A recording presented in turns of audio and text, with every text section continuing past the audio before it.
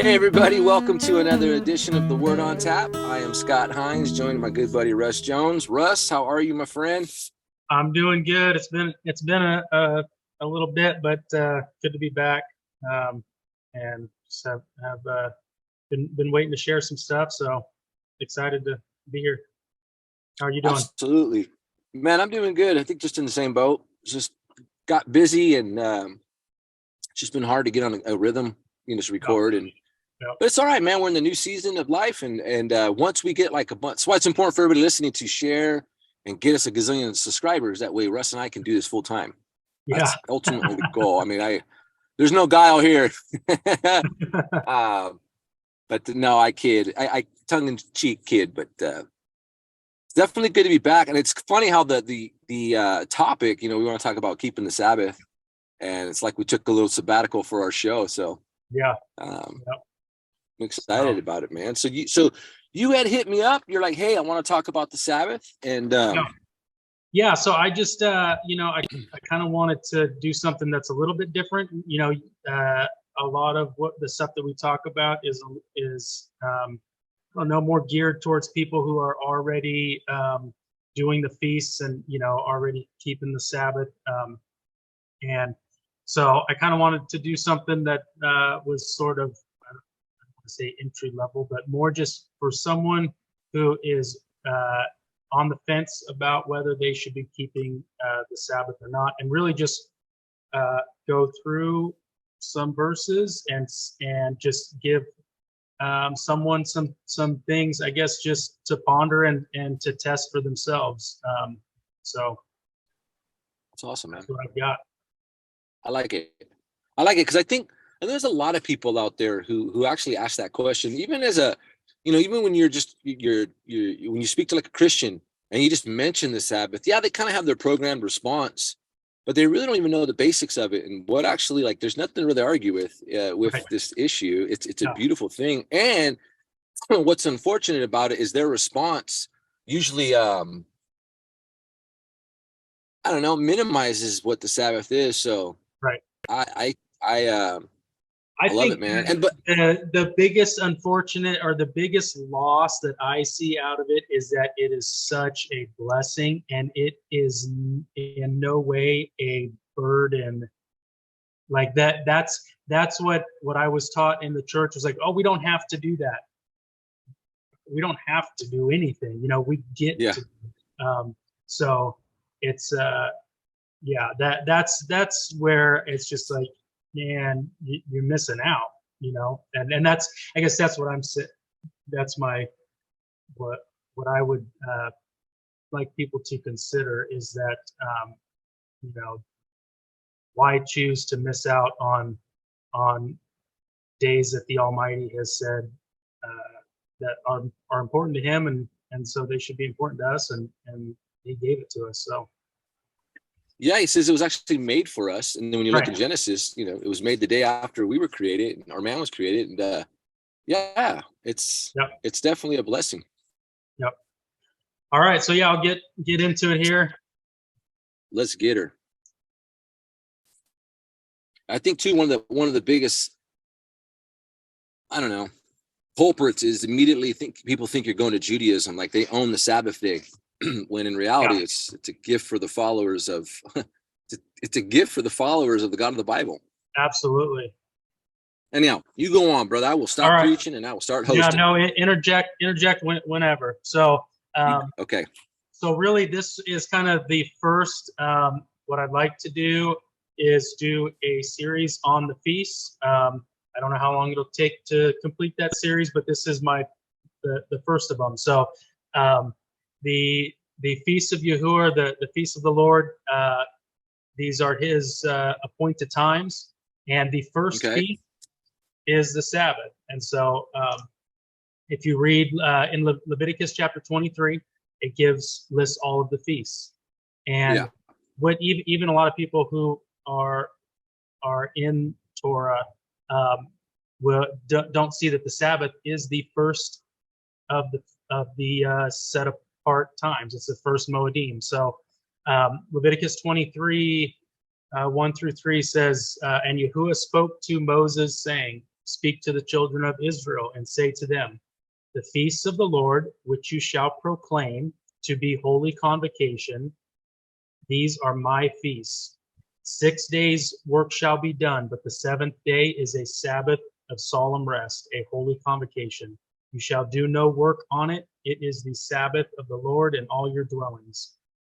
So he starts off by saying, these are the feasts, and then the first feast he lists is the Sabbath, and it calls them holy convocations. Holy convocation, holy means to be set apart, and so that's something that, kind of, for me, it means something like I can.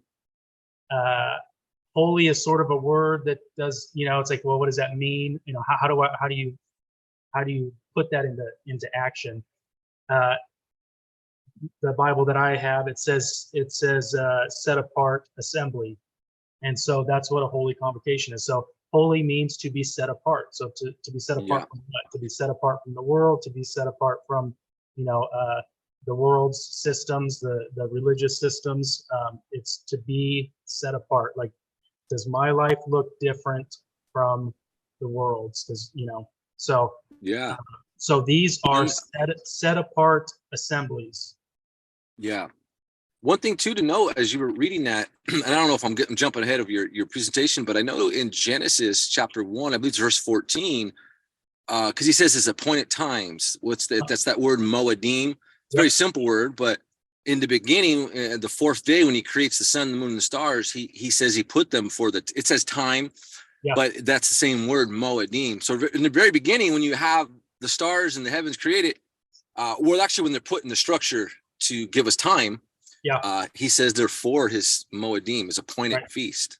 Yep. So it's not an afterthought for a nation. It was part of creation. Right. It's from the beginning, and that's something that I want to point out, is that from the beginning of Genesis to the end of Revelation, he says to keep the Sabbath. He says to keep his commandments. Like, it's on the bookends, Amen. Yes. Here we are with everything. For myself, I always want to lay a foundation for any doctrine that I have, and so I look at where does any of this start? Like, where's the foundation of it? So Genesis at creation, Genesis 2, on the seventh day, God ended his work which he had done, and he rested on the seventh day from all his work which he had done. Then That's God awesome. blessed the seventh day and sanctified it, because in it he rested from all his work which God had created and made. So I know the common rebuttal is, well, I can keep Sabbath on any day. And it's true. We can meet on any day. We can gather on any day. We can worship on every day. But what the Bible says is he blessed the seventh day and he sanctified it. So that's what the word says. And it's very, it's pretty straightforward. So we have to say that, he didn't do that in order to say that it's not important. So again, I think that we need to, all of us, we need to say, if it's important to him, I should make it important to me. And it's not what I need to change my way of thinking and align, myself to his ways, not make him conform to my ways and how I think it ought to go. So he, from the foundation, he blesses the seventh day and he sanctifies it. Yeah. That's actually a good habit, Russ. So in seminary, and I like this principle, I stick to this, you should be able to take all your theology back to Genesis. Yeah. And I want to do an episode on, the deity of Christ, more so on, but anyhow, it goes back to Genesis too. Right. But anyhow, Yeah. I like that. I like how you did that. In the Hebrews, the author of Hebrews takes the Sabbath when he's telling the people to keep it. He takes it back to the creation. He quotes Genesis. Yeah. Because anyhow, go on, brother. So you're crushing it. I can't see the top here. I think that says. It says 10 Commandments Exodus 23. Exodus 20 verses 1 through 17. Exodus 20. Okay.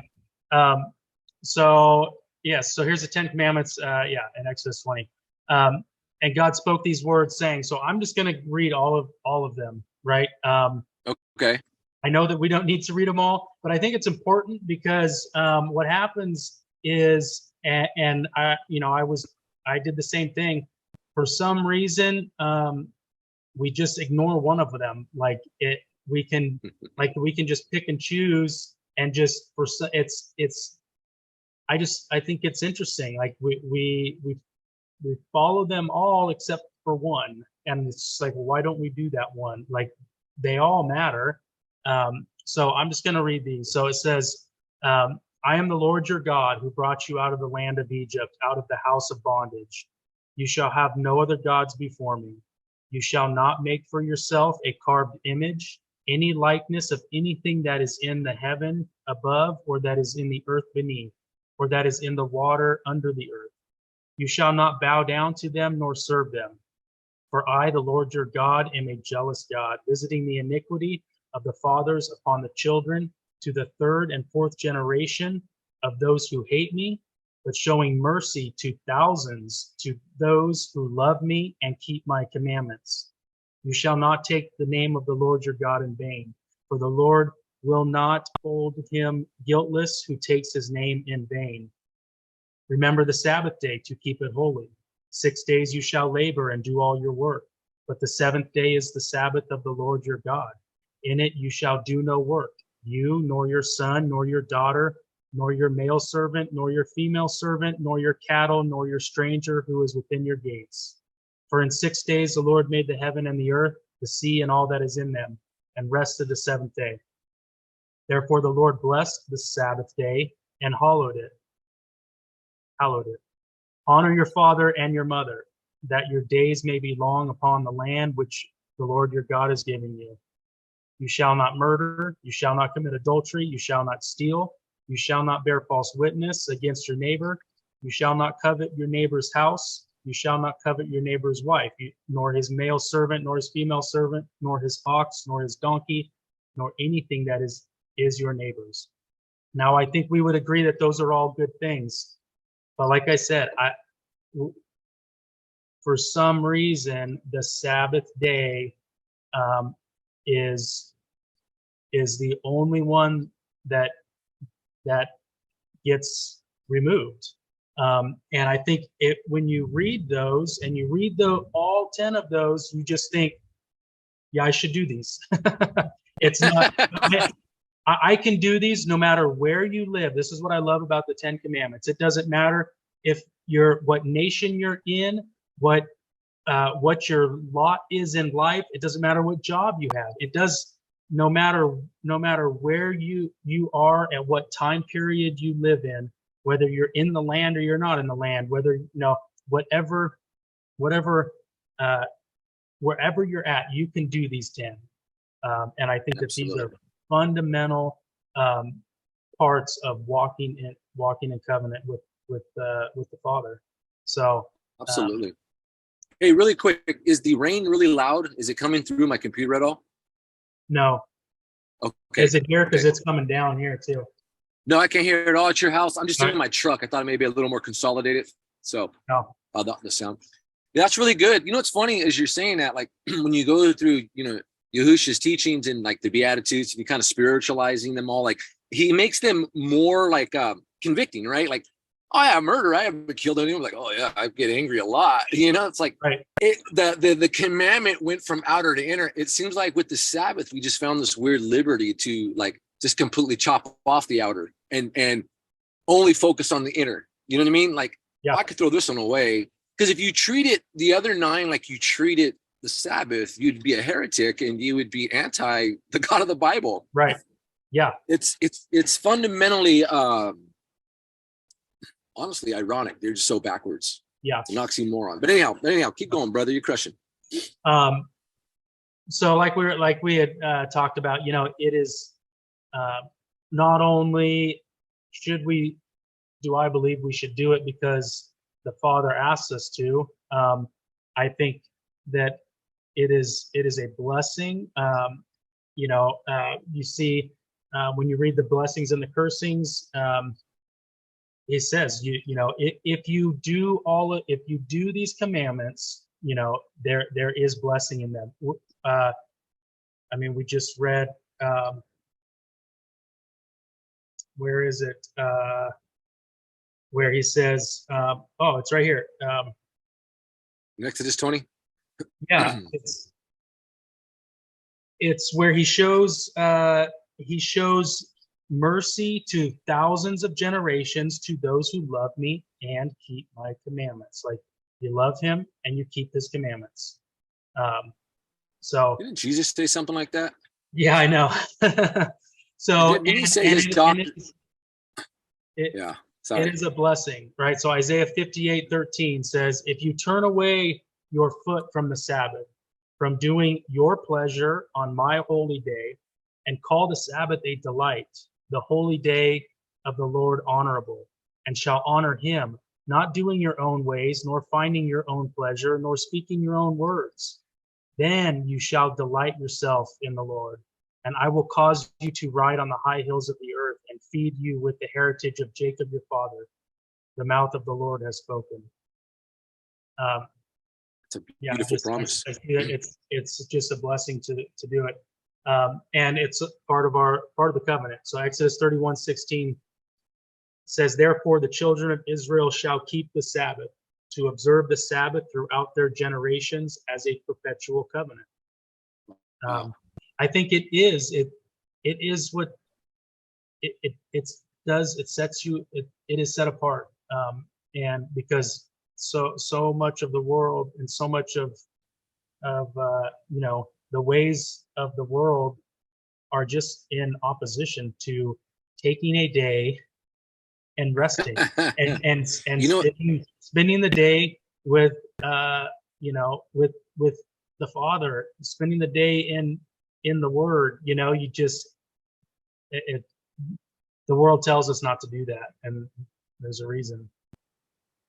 Yeah, and what's crazy about this verse, excuse me, is Paul talks about and I loved it because in Ephesians he talks about how we once were uncircumcised, we were once Gentiles and aliens and strangers from the covenants. Excuse me, everybody, I'm sorry. But then he says that you've been brought near and you become a member of the household of God. And what I find interesting is he talks about being brought near and he says covenants plural.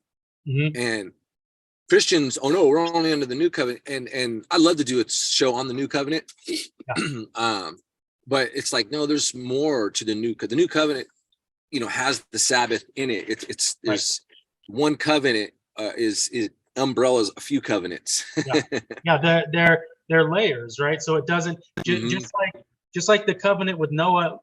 No Sunday pastor teaches that the covenant that was made with Noah is done away with, or that we don't keep that.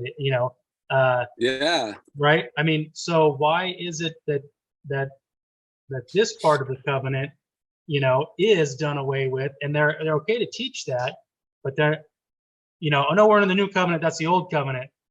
Okay, well, which there's several covenants. But this is I just want to touch on it. I know that covenant there's a lot there. It's a very deep study in itself. But here, for sure. Right here it says, right? So therefore the children of Israel shall keep the Sabbath to observe the Sabbath throughout their generations as a perpetual covenant, right? So the argument is, aren't we under the new covenant, right? Okay, so what are the terms of the new covenant? Like, what being under the new covenant doesn't mean that the Sabbath is done away with and that we don't keep his feasts. That's not what the new covenant is. So what are the terms of the new covenant? So Jeremiah 31:33 says, "But this is the covenant that I will make with the house of Israel after those days, says the Lord. I will put my law, my instructions, my Torah, I will put my law in their minds and write it on their hearts, and I will be their God, and they shall be my people. So it's not doing away with his instructions. It's not doing away with the commandments. It's that they are written on our hearts. And he says, and I will be their God, and they shall be my people. So though it's how this is played out. It's that it's written on our hearts is the difference. Yeah. So yeah, this topic can go deep right here, and I love this one. But if you just go look in Exodus 18, I believe it's 18. Forgive me if I'm off by a chapter, but you look at the first covenant, and it was about the people doing, and this one's all about the Father doing. But it's the same mode of worship. It's still right. a priestly structure. It's still an instruction structure. They're instructions in righteousness, right? So they are amen. his view. This is what the Father says is the right way to live, and this is what his instructions for his children are, and amen. they're the same instructions that Noah had. It's the same instructions that Moses had. Like these are the being in covenant, walking with the Father. His view of what is set apart and righteous is the same from the beginning. Amen. And keeping the Sabbath, keeping the 10 Commandments, all 10 of them, that's what he says is walking in righteousness. So you want to know how powerful the 10 Commandments are, Russ? Like, just think this through. If heaven or eternity is really all his saints keeping the 10 Commandments righteously. Yeah. I mean, that's a perfect place to live when the 10 Commandments are kept righteously. But anyhow, right. we can't do it in our natural state, but yeah, right. Well, we get that glorified body. So what did Jesus, Hebrew Yahushua, teach, right? So let's skip to the teachings of the Messiah, right? So Matthew 5:17, he says, do not think that I came to destroy the law or the prophets. I did not come to destroy, but to fulfill, right? And this word fulfill is the Greek 41:37, and it is pleiru. A lot of people have heard this, but for those who haven't, this word fulfill does not mean to do away with, right? It does not mean to end. It means to complete, to carry out to the fullness, right? So here's another verse. 18 says, for assuredly I say to you, till heaven and earth pass away, one jot or one tittle will by no means pass from the law till all is fulfilled. Whoever then breaks one of the least of these commands and teaches men so shall be called least in the kingdom of heaven. But whoever does and teaches them, he shall be called great in the kingdom of heaven. So to break one of the least of the commandments and to teach people to break the commandments is not a good place to be. No. So again, what does the Messiah say? And in verse 17, he said, I did not come to destroy the instructions, right? I did not come to destroy his Torah, but to fulfill. And to fulfill does not mean to make an end. It means pleiru. It means right here, to accomplish or accomplishment, to fulfill, to complete, to carry out to the fullness. So if you have an end, that's right here. The word end is Greek 5055, which is teleo. So this is to finish, to bring to an end. Telos, to end. If he wanted to say, I'm bringing the law to an end, he would have said that, but he didn't. He said, I'm bringing it to its fullness. And I think this is interesting. So we'll go through some other verses that have this word in it, because if you were to translate it the same, or if you, let's say that you believe that this says to bring to an end, right? I did not. He came to end the law. Then you have to carry out that that translation to a lot of other verses where it clearly does not say that, right? So let's look at some other uses of the word pleroo, right? Ephesians 3:19, and to know the love of Christ, which passes knowledge, that ye might be filled with all the fullness of God. This means, again, the same. You might be brought to fullness. If you translated this as bring to an end, it would make no sense. Matthew 13:35, that it might be fulfilled, which was spoken by the prophet, saying, I will open my mouth in parables. I will utter things which have been kept secret from the foundation of the world. Again, this word pleroo, meaning the fullness. So he is bringing fullness to what the prophets said. Matthew 7:21 through 23. So this is a different subject, but just wanted to read this verse. So it says So not everyone that says unto me, Lord, Lord, shall enter into the kingdom of heaven, but he that does the will of my Father which is in heaven. Many will say to me in that day, Lord, Lord, have we not prophesied in your name, and in your name have cast out devils, and in your name done many wonderful works? And then I will profess to them, I never knew you. Depart from me, ye that work iniquity. So we just want to go through another word, this word iniquity. Right. So what is the Messiah saying? He's saying, depart from me, you that work iniquity. Right. So here's these people, and they're saying, we have done all of these things in your name. Right. Yeah. And they're seemingly following, or it seems like they're doing, they're casting out devils, they're prophesying in his name, they're doing all of these works in his name.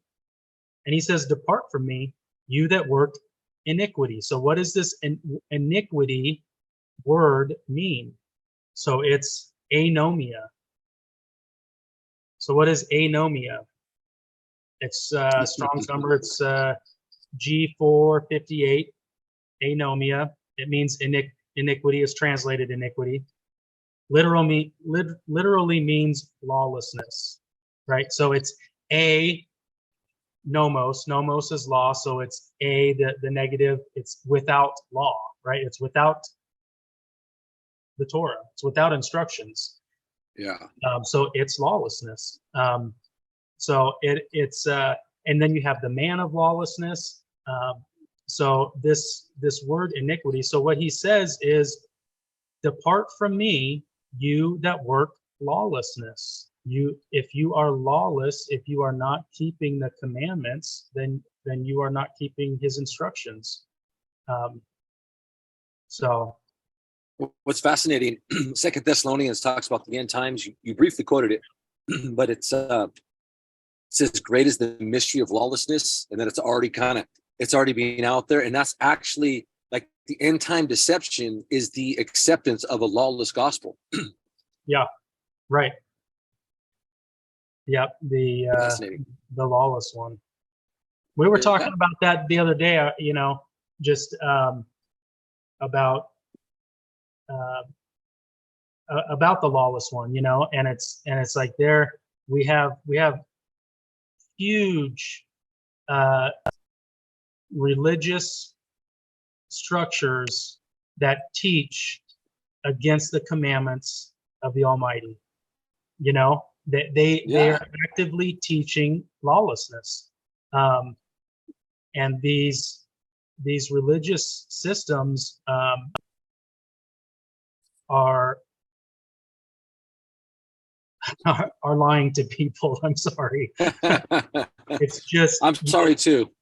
You just I don't think that, I think that most pastors are good people. That they're unfortunately in a system that where they are regurgitating what they've been taught, and I would encourage people to test that to the scriptures, and that's what we're doing. So that where does it say not to keep the Sabbath? You know, so it, I went to a pretty large. I went to a pretty large church today. Really quick, and I was invited by a friend. They were dedicating their baby, and I love my friends, so I was there to definitely support them. And I would say the message was cool. I was like, oh, this guy said some really nice things, but the top of his bookshelf at their bookstore was the book Irresistible, which is like a complete anti-Old Testament. It's Andy Stanley, and I was like, oh man. Oh yeah. And I was like, it's crazy that this is, anyhow, keep going, brother. So Matthew 12. So this is a common, I guess, rebuttal, you know, that where it says that you know, Jesus is the Lord of the Sabbath. So that means we shouldn't keep the Sabbath, right? So, and I think it's important to distinguish who he's talking to. And I know we've talked about this before, but understanding the difference between the written commandments, and the oral commandments.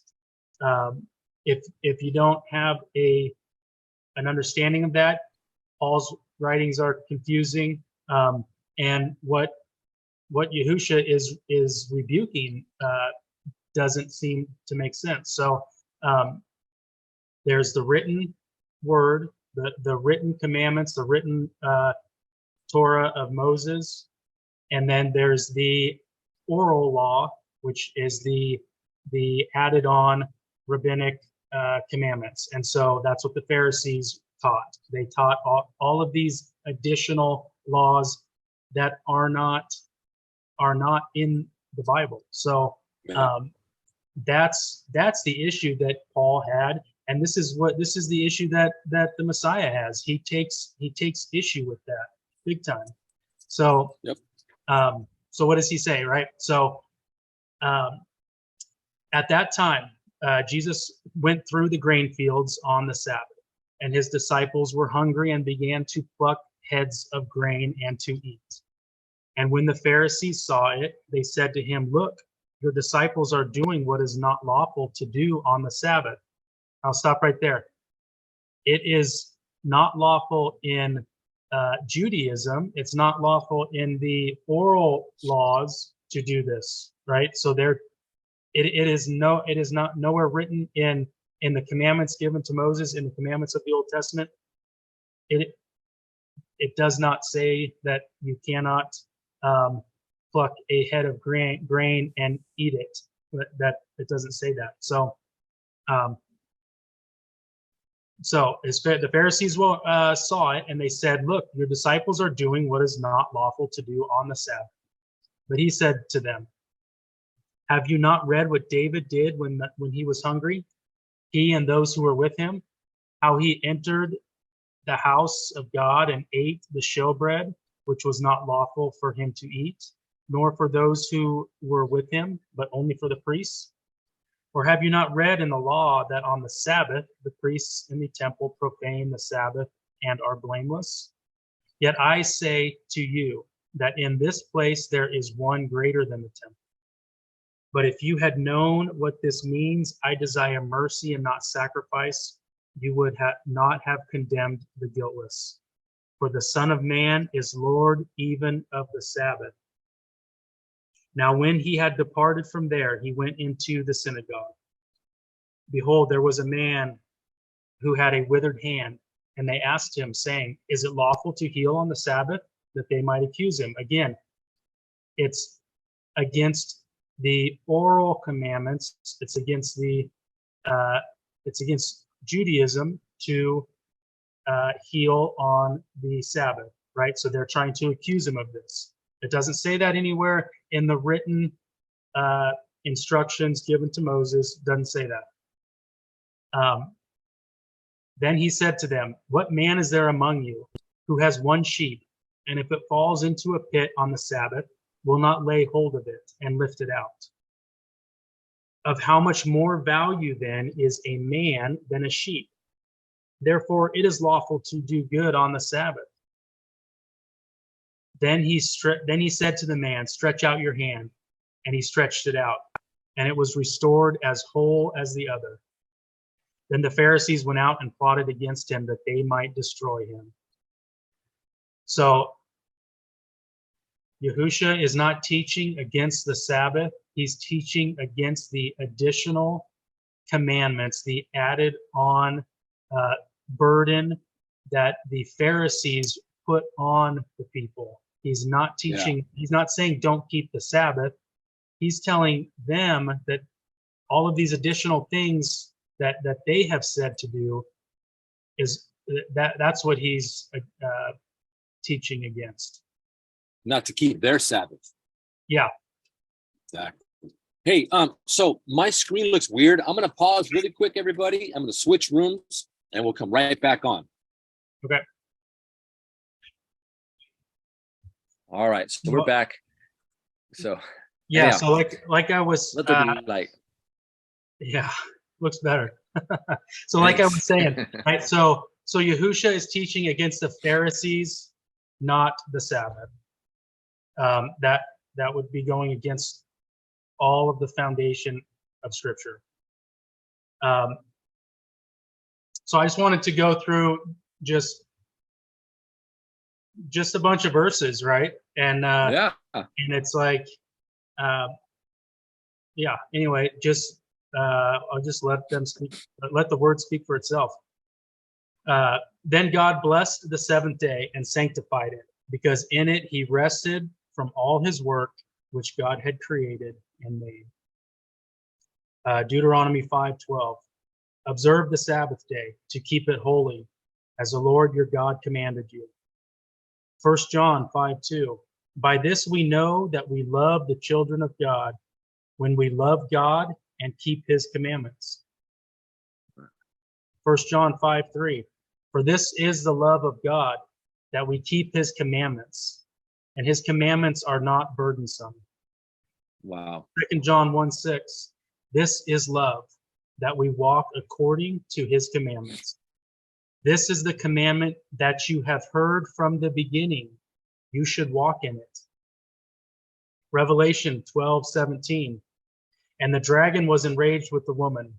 He went to make war with the rest of her offspring, who keep the commandments of God and have the testimony of Jesus Christ. So who's the dragon enraged with? He's going to make war with those who keep the commandments and have the testimony of the Messiah. Revelation 14:12. Here is the patience of the saints. Here are those who keep the commandments of God and the faith of Yahushua. Yeah. Sorry, you froze up. Oh, sorry. It's all right. Revelation 22:14. Blessed are those who do his commandments, that they may have the right to the tree of life and may enter through the gates into the city. So I think the word speaks for itself. So the Sabbath, it's from Genesis to Revelation. It is one of the 10 commandments. It's the first feast. It's an appointed time, a set apart gathering. It is one way that we are set apart and walk in covenant with the Almighty. It is a blessing given to us for our good. And like Yahushua says, Matthew 11:30 says, "For my yoke is easy and my burden is light." I think I can, for myself and for my own walk, what I thought, what I was taught about that I don't have to do this, and then the resistance to keep the Sabbath, and then finally just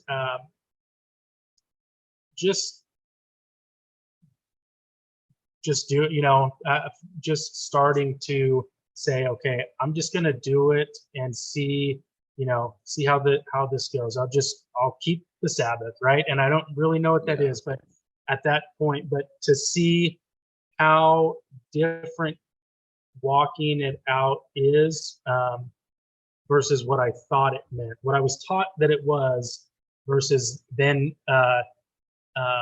keeping it and resting in that day is just, I would never go back.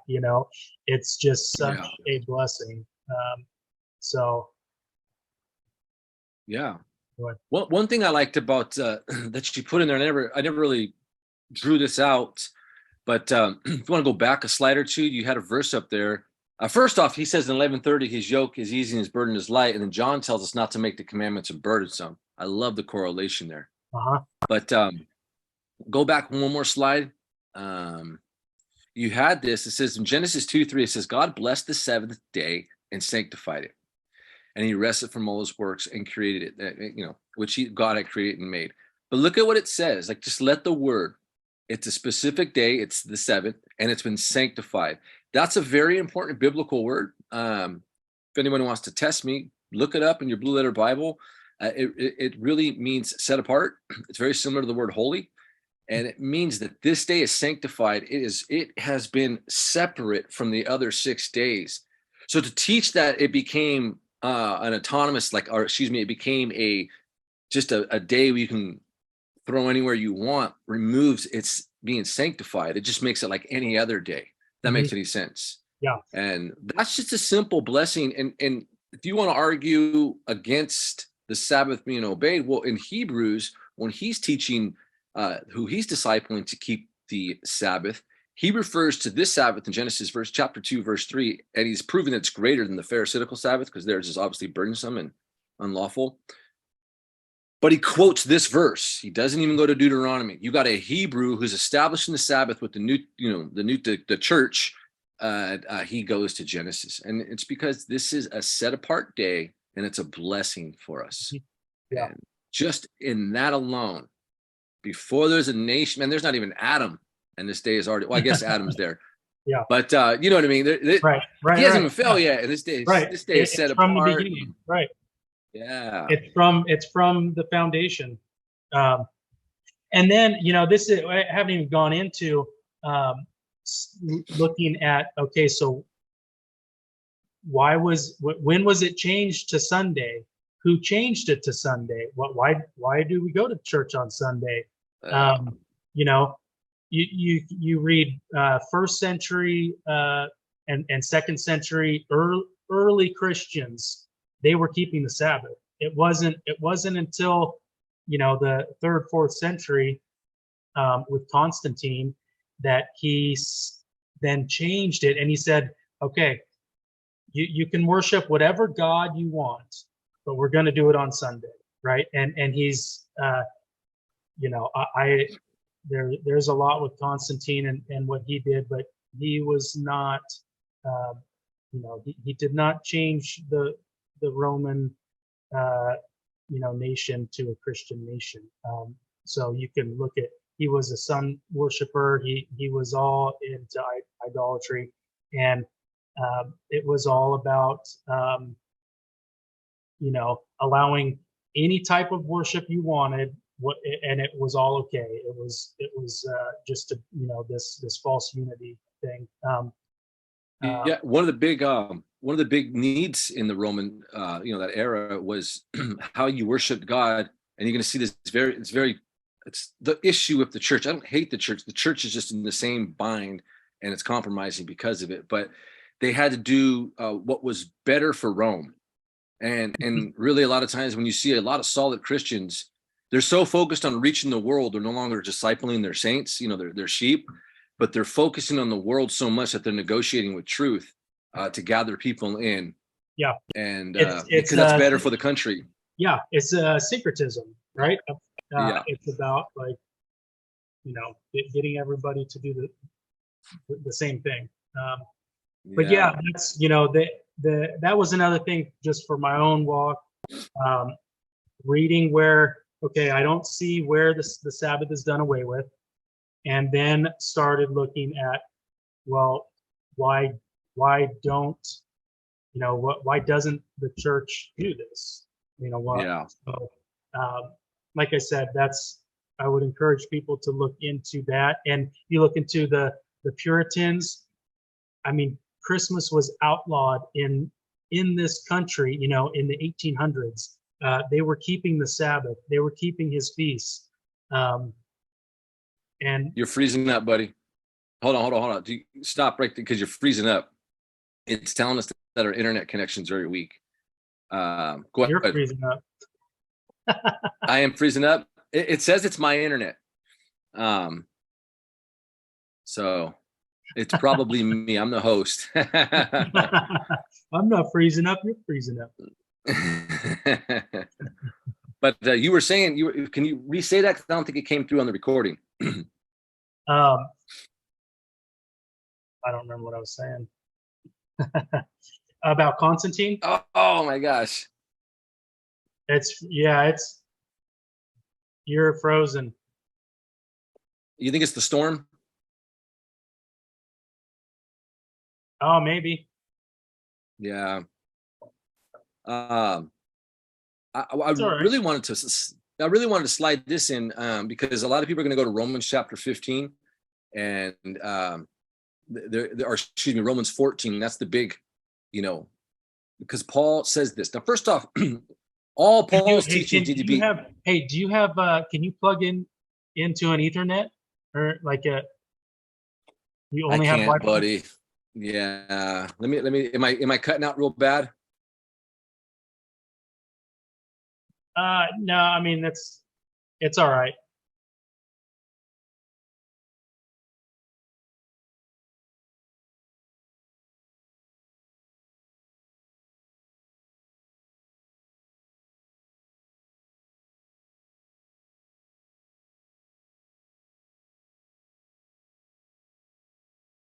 You're totally frozen now. And he talks about the Sabbath, and it says whatever day you're stealing. Hey, you just cut out for like a minute. Oh, okay. What do you want to do? Do you want to keep? I mean, do you want to just? I can edit this part out. Do you want to keep recording or? Okay. So it was totally silent. Like now your video's kind of freezing, but at least the audio's coming through. But before nothing was. It was totally frozen. I couldn't hear anything. Okay. Well, someone's going to go to Romans 14. This is kind of the heart of what I want you to hear in context of Scripture. You read it, says what it says. All Paul's teachings need to be through the lens of the Messiah. He does not have authority over the Messiah. But apart from that, I don't have any problems with his teachings in Romans 14 because I believe Paul is doing what we all should be doing. When you're sharing the truth of Yah's word, it's you giving people a road. You're teaching them the instructions so they can learn to walk down them. So Paul's going into the heart of Rome. First off, he didn't plant this church. Second, he's speaking to them. And when you read the book, he's dealing with circumcision. He's dealing with the same dudes he's dealing with in Acts 15. It's clear as day. But this is important when you get to Romans 14. And this is to anyone who's going to the church and you may have a little bit of challenge towards us and you kind of like, no, Jesus, this is my Sabbath and I'm resting from my works. I would just say one question to you. Show me one area where you're even told to do works. And then we can, because I'm not preaching works, I'm just preaching a Sabbath. And then to clarify Paul here is verse 1. It says, receive one who is weak in the faith, but not to dispute over doubtful things. So are you saved? Do you start keeping the Sabbath? I'm not going to say yes. However, Sabbath is going to be an actual step of obedience for in your salvation. But Paul is speaking to weak Christians who are inundated with paganism and they are turning to Yah's way and they are learning Yah's way. And so if you're a Christian, I would even say to you, I definitely believe a specific sanctified day. But if you're going to say, no, Sunday's my Sabbath, fine. What I would challenge you is learn a little more on the Moedim. And then second, if that's true, then start implementing the rules of the Sabbath. Because what happens is Christians will say they're keeping it, but then they go They treat Sunday like any other day. They'll go grocery shopping, yard work. They make people work. They'll go to work. They have it's not sanctified and it's not set apart. If you're a Christian, you got to at least be honest with yourself, because that day is not sanctified, nor in Scripture. Just because in Acts it says that the believers met on the first day of the week. Heck, me, Russ, and a bunch of us were meeting for on the fourth day of the week for almost a year straight. It wasn't our Sabbath. It was just brothers meeting and going over Scripture. And so that's be my challenge. If you really think you are keeping it on the Sabbath and another day, well, then start implementing the structure. Stop working. Set apart a day. Set the day apart and start worshiping him and give it its proper respect. And you will receive, you'll definitely receive the blessing out of it.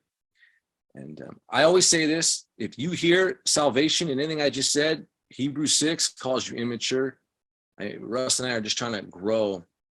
I'm done talking salvation. I understand, it's there. It's pretty straightforward. I want to grow in my salvation. So these are ways, obedience. And Paul makes that argument, obedience and disobedience.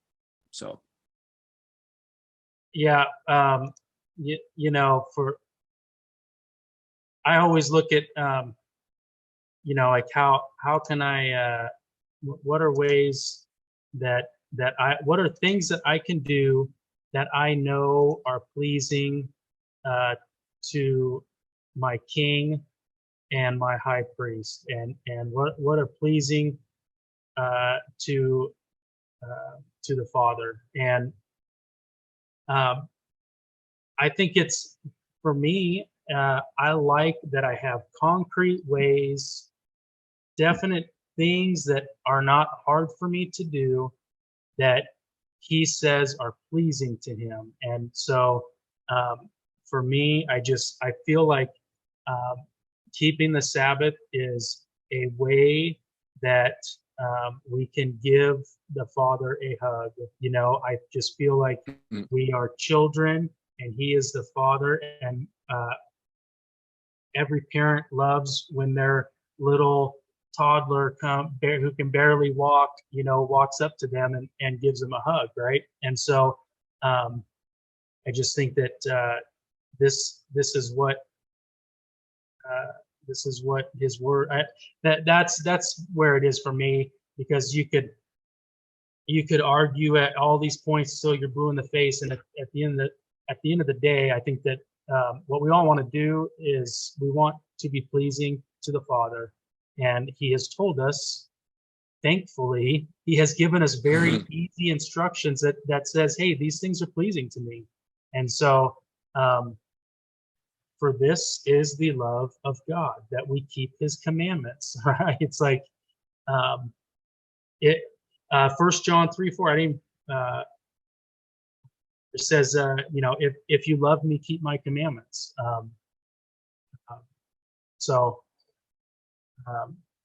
Anyway, it's I think it's a blessing. I hope that people would consider it and test it. And if you're on the fence about it, I think just take one Sabbath and set it aside and spend the day resting, and just start to walk. It says your word is a lamp unto my feet, and a light to my path.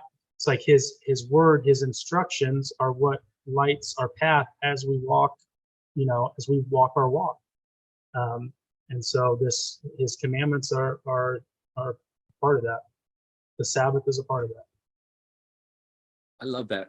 I love that analogy, because like when you really take his instructions, right, and you're walking through life and you're trying to navigate, I just see that image of like, man, the next step is kind of dark, but I'm just going to understand his word and I'm going to rest on it. Because someone may respond and say, well, I kept a Saturday and I wasn't blessed. Well, keep it in faith. Keep another one and another one, knowing that you're being obedient to the simplicity of Scripture, and you keep doing it because you're being obedient. Your faith will grow and the day will be a blessing. Yep. It's there. I love it, Russell. Good job, man. Yeah. All right. Well, blessings to everyone. If you like the video, give us a thumbs up. Bunch of them. Yeah, share it, comment. If you've got comments or questions, please feel free to type in, a comment or question. Sounds good. All right. Blessings. Yep. See ya.